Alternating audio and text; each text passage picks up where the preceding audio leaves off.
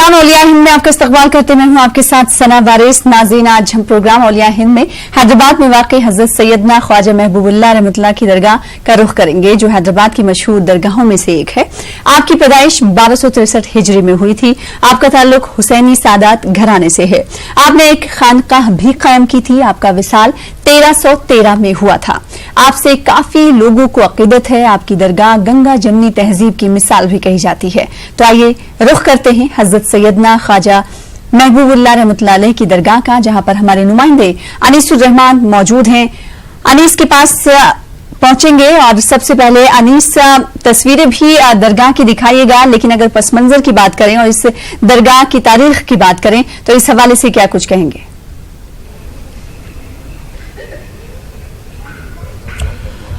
देखिए सना, जैसा कि ये सब लोग जानते हैं कि हैदराबाद औलिया की सरजमीन कहलाती है। यहाँ पर ख़ासतौर पर पुराना शहर हैदराबाद में आप हर महल्ले में कहीं भी जाएं आपको बारगाहें और औलिया अल्लाह की जो है निशानियाँ वो दिखाई देती हैं। मैं फिल वक्त खाजीपुरे में खड़ा हूँ।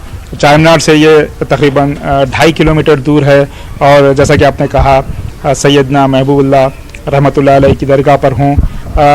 हम रिवायत के मुताबिक सबसे पहले हमारे प्रोग्राम की शुरुआत करते हैं नात शरीफ के साथ। यहाँ पर एक दरगाह के एक ज़िम्मेदार हैं, वो हमें नात शरीफ सुनाएंगे। भाई आप इधर आ जाएं थोड़ा। जी बिस्मिल्लाह। अस्सलाम वालेकुम रहमतुल्लाहि व बरकातहू। सैयदना ख्वाजा महबूबुल्लाह सरकार की नात शरीफ पढ़ा हूँ मैं।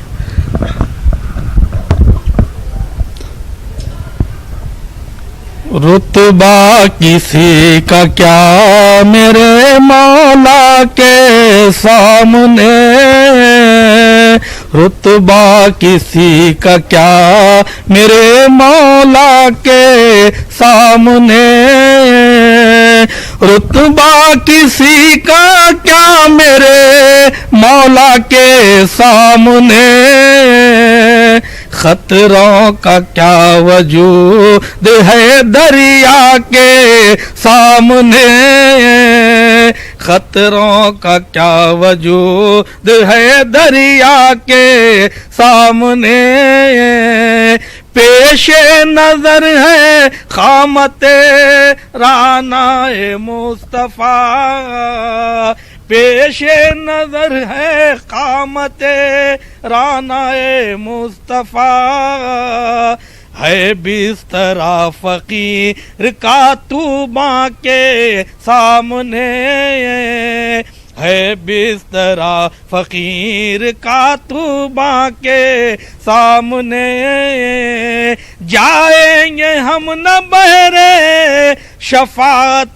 किसी के पास, अदना ये बात है मेरे मौला के सामने, अदना ये बात है मेरे मौला के सामने, कर लो जो कुछ सवाल हो ऐ मुमकिरो नकीर, कर लो जो कुछ सवाल हो ऐ मुमकिरो नकीर, तस्वीर आपकी मुझे दिखला के सामने, तस्वीर आपकी मुझे दिखला के सामने, इतनी है आरज़ू मेरी ऐ खुल्क़ रोज़ हश्र, इतनी है आरज़ू मेरी ऐ खुल्क़ रोज़ हश्र, दौड़ों जुनू में ना कए कस्वा के सामने, रुतबा किसी का क्या मेरे मौला के सामने।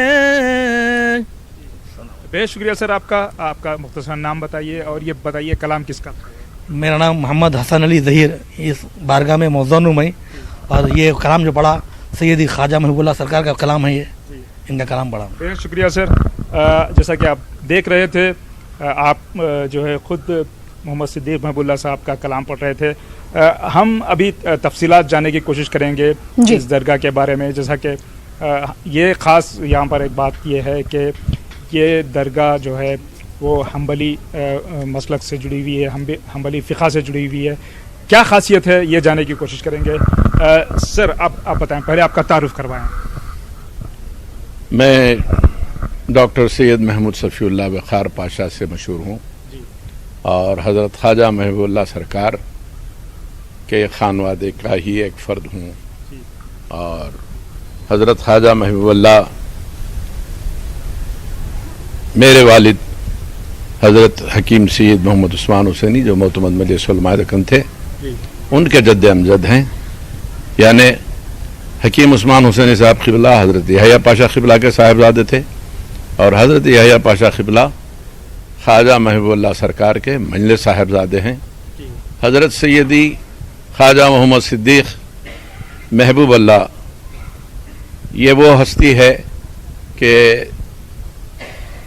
حیدرآباد ہی نہیں بلکہ ہندوستان اور ہندوستان کے باہر اقطاع عالم میں آپ کے چاہنے والے، ماننے والے، آپ سے عقیدت رکھنے والے ساری دنیا کے لگ بھگ بے شمار شہروں میں موجود ہیں، اور حضرت سید محمد صدیق علی حسینی خواجہ محبوب اللہ اصل آپ کا اسم گرامی ہے۔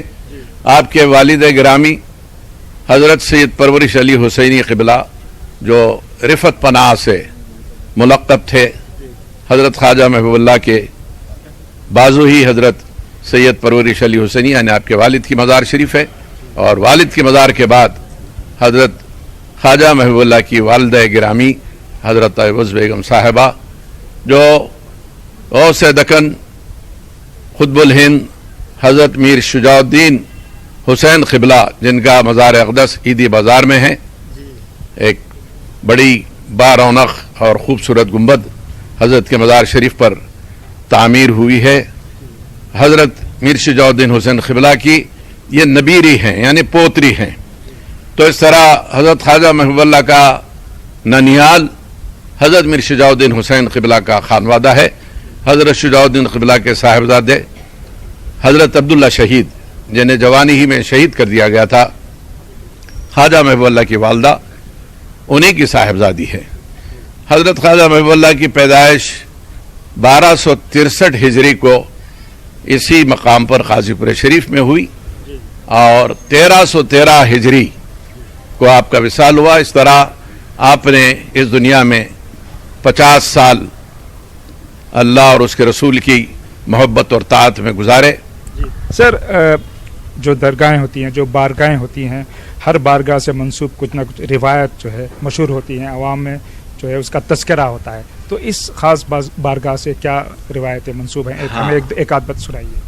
حضرت خواجہ محبوب اللہ رضی اللہ عنہ کی ہستی محتاج تعارف نہیں ہے کہ دنیا بھر میں لوگ جب کوئی مشکل وقت آتا ہے، کوئی مصیبت، کوئی کٹھنائی میں گرفتار ہوتے ہیں تو حضرت خواجہ محبوب اللہ کو نہ صرف پکارتے اور آپ کا نام نامی جو یا محمد صدیق محبوب اللہ کا ورد وہ کرتے ہیں، اور باطناً یعنی روحانی طور پہ حضرت سے رجوع ہو کر اپنا یہ معروضہ رکھتے ہیں، اور حضرت سے یہ منت کرتے ہیں کہ اگر یہ کام ہمارا ہو جاتا ہے تو ہم آپ کی یاد میں، آپ کی محبت میں فاتحہ دلائیں گے، ایصال ثواب کریں گے۔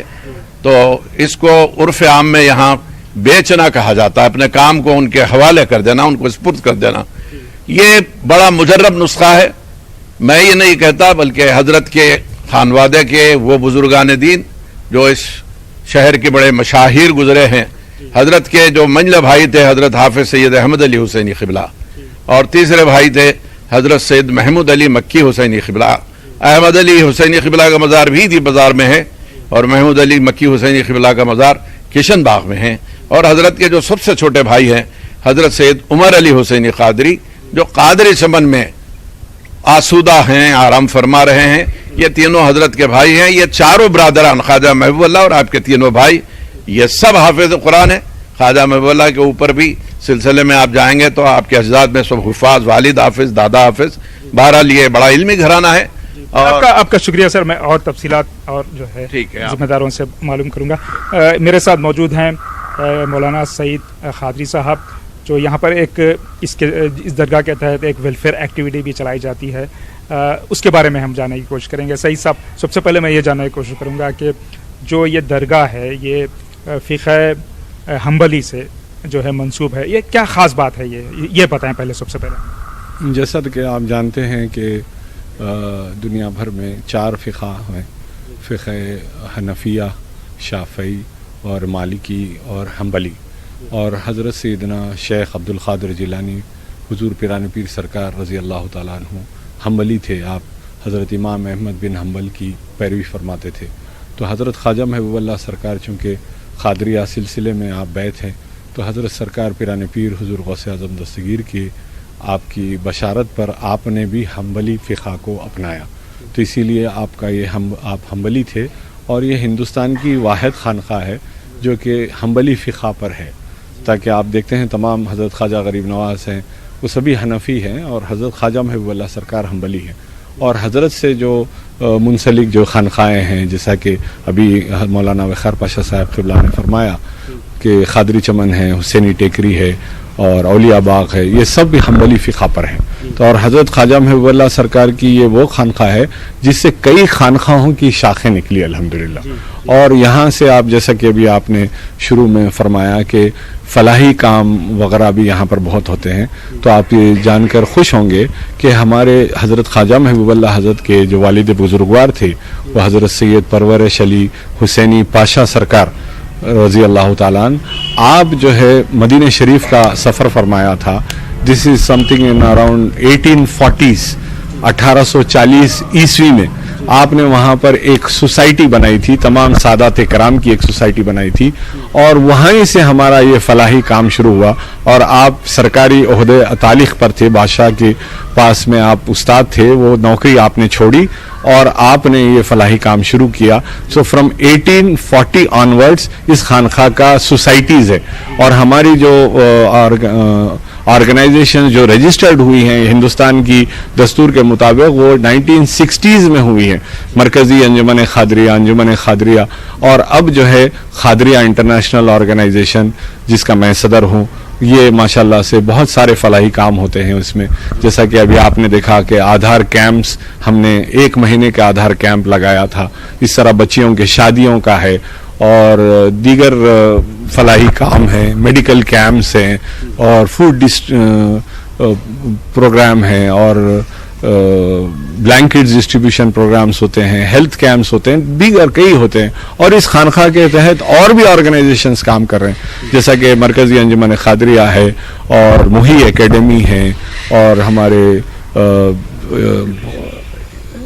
بہت سارے ایجوکیشن سوسائٹی ہے. جی مولانا، میں آپ سے پھر بات کروں گا، جو حضرت کے جو اسکالرلی ایکٹیویٹیز ہے اس کے بارے میں بات کروں گا، لیکن ہم اپنے ناظرین کو درگاہ کا ایک جو ہے کلوز جو ہے شاٹ بتائیں گے. میں اپنے کیمرہ مین سے کہوں گا کہ وہ کیمرہ یہاں پر لے آئیں، اور اب جو زائرین سے بھی کہوں گا کہ وہ آئیں اور جو ہے پھول چڑھانا کوئی چاہیں تو چڑھائیں. تھوڑا ایک کلوز شاٹ بتائیے.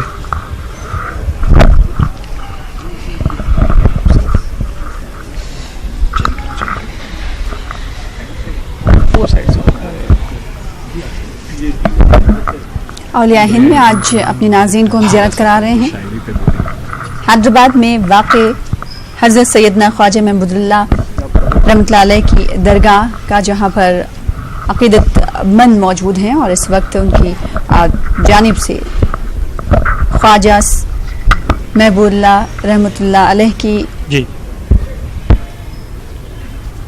درگاہ پر نذرانے پھول پیش کیا جا رہا ہے، اور ہمارے نمائندے لگاتار انیس الرحمان موجود ہے. انیس الرحمان، جس طرح سے آپ کچھ دیر پہلے کہا گیا کہ فلاحی کام اس درگاہ کے ذریعے انجام دیا جاتا ہے، تو وہیں تعلیمی سرگرمیاں بھی انجام دی جاتی. کس طرح کی تعلیمی سرگرمیاں؟ کیا کوئی اسکول کالج کا نفاذ کیا گیا ہے جس کے ذریعے طلبہ و طالبات کو یہاں علم کی روشنی سے منور کیا جا رہا ہے؟ جی سنا، میں آپ کے سوال کا جواب حاصل کرنے کے لیے کی کوشش کروں گا. سب سے پہلے میں جو حضرت ہیں محمد صدیق محبوب اللہ صاحب، ان کی اسکالرلی ایکٹیویٹیز پر اور ان کی سواں پر، ایک یہاں پر میرے ساتھ اسکالر موجود ہیں جو اپنی پی ایچ ڈی کر رہے ہیں، ان سے اور باتیں معلوم کرنے کی کوشش کروں گا. جناب پہلے آپ کا تعارف کروں. السلام علیکم. ڈاکٹر غوث علی سعید. صحافتی دنیا میں تو مجھے اکثر لوگ حیدرآباد میں خاص طور سے ایک بڑی تعداد جانتی ہے، چونکہ میں بھی اسی سلسلے سے وابستہ ہوں اور میں بھی حنبلی فقہ پر عمل کرتا ہوں تو میں نے اپنا قلمی نام احمد حنبلی رکھا ہے اور ایک دنیا مجھے احمد حنبلی کے نام سے بھی جانتی ہے. تو میں حضرت کے بارے میں صرف آپ کو مختصراً یہ اتنا کہوں گا کہ اللہ تعالیٰ نے دنیا کا ایک دستور بنایا ہے، وہ یہ ہے کہ انسان جو محنت کرتا ہے وہ پھل حاصل کرتا ہے. جو آدمی جتنی محنت کرے گا وہ اتنا پھل حاصل کرے گا. لیکن کچھ شخصیتیں ایسی ہوتی ہیں کہ جن کو اللہ تعالیٰ نے ایک کام کے لیے پیدا فرمایا تو ساری مدد و نصرت اور حمایت اس کے ساتھ ہو جاتی ہے، اور ایسے میں کوئی محنت کے ساتھ مقابلہ کرنے والا یا محنت کے ساتھ آگے بڑھنے والا ان کا مقابلہ نہیں کر سکتا.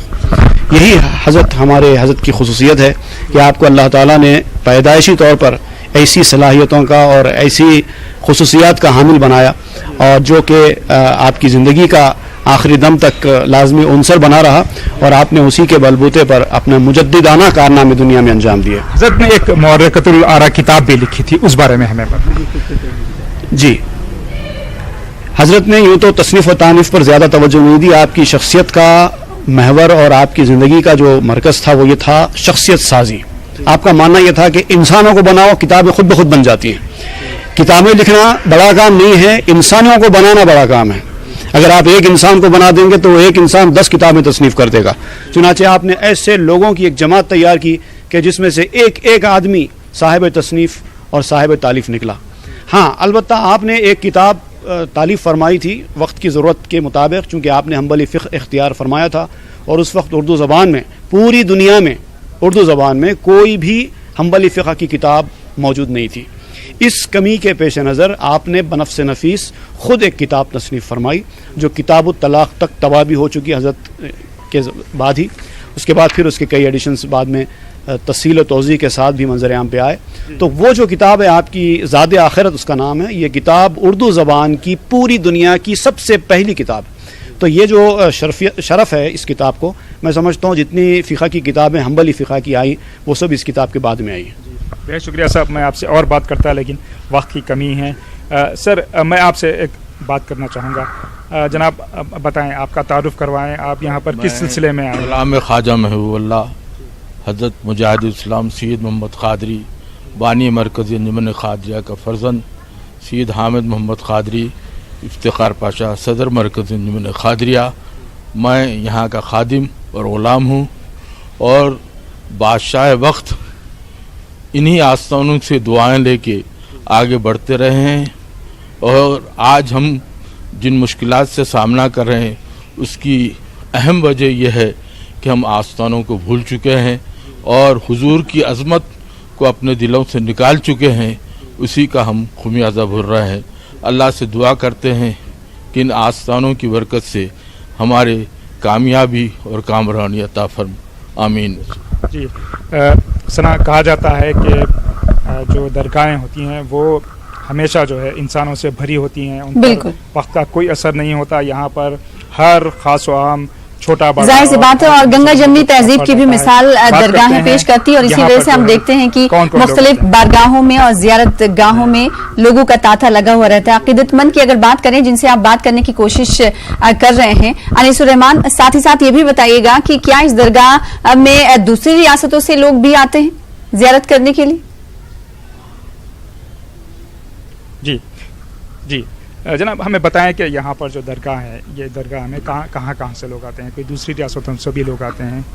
کیا کس طرح کا ماحول ہوتا ہے؟ کیا کچھ خاص دن، کچھ خاص جو ہے یہاں پر مجالس وغیرہ بیٹھتی ہیں، وہ بتائیں. سب تفصیل سے بتاؤں گا. میں جو ہے doctor Syed Abdullah Hussain, history of medicine میں جو ہے کل سے تقریباً 30 سال کام کیا ہوں. ہندوستان کا ایک ہی انسٹیٹیوٹ ہے، institute of history of medicine. تو اس انسٹیٹیوٹ میں تقریباً 30 سال کام کیا ہوں، اور عربی، فارسی، اردو سے انگلش میں ٹرانسلیشنس کیا ہوں. اور امریکہ سے bibliography of medical bibliography of America جو نکلتی ہے اس کے اندر میرے 45-50 مضمون شائع ہو چکے ہیں الحمدللہ. تو مسلسل جو ہے بولتے ہیں یہاں کے تعلق سے مجھے کہنا یہ ہے کہ یہ بزرگوں کا آستانہ ہے. بعض بزرگان دین جو ہے یعنی اپنی محنتوں से जो है उन पर परवरदिगार की इनायतें होती हैं, और बाद बुजुर्गान दीन जो है पैदाइशी अल्लाह के महबूब होते हैं। तो मेरे ख्वाजा महबूब अल्लाह सरकार उन लोगों में से हैं जो पैदाइशी महबूब हैं। हज़रत की वालिदा जिस वक्त हामिला थी तो एक मरतबा ख्वाब में देखी कि सरकार सैयदतुन निसाअल आलमीन सैयदना फातिमा ज़हरा रज़ी अल्लाह ताला अन्हा जो है एक किसी बच्चे को झूला दे रही हैं, और वो उसकी डोरी जो है आपको हमने ख्वाजा सरकार की वालिदा को दे के फरमाया कि ये बच्चे की खिदमत करके हमारे पास आओ। तो आप अपने शौहर से उठकर अपना ख्वाब बयान की, तो आपके शौहर ख्वाजा महबूबुल्लाह के वालिद ने फरमाया कि हमको एक नेक लड़का पैदा होगा जो है बोलते उसकी खिदमत पर हम मामूर हैं। तो वो हैं हज़रत ख्वाजा महबूबुल्लाह जो पैदाइशी जो है अल्लाह की देन है।